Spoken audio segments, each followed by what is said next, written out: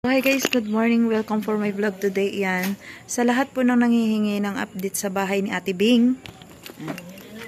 So, andyan si Ate Bing.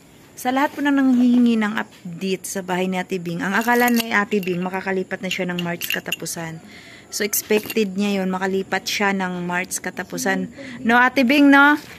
Pero, anong sabi Ate Bing? Hindi pa daw pwede siya makalipat nitong March katapusan kasi marami pa daw gagawin, no Ate Bing, no?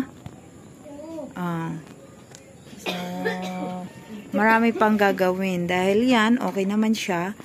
At okay na rin siya. At okay na rin siya.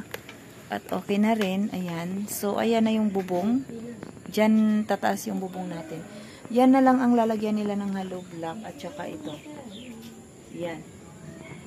So, lahat yan nakapalibot na siya ng hollow block. Ayan. So, lahat yan nakapalibot na siya ng hollow block. Ito yung likod ko. Yan. Ito yung pintuan namin sa kusina. Yan. Then, yan yung kusina ni Ate Bing.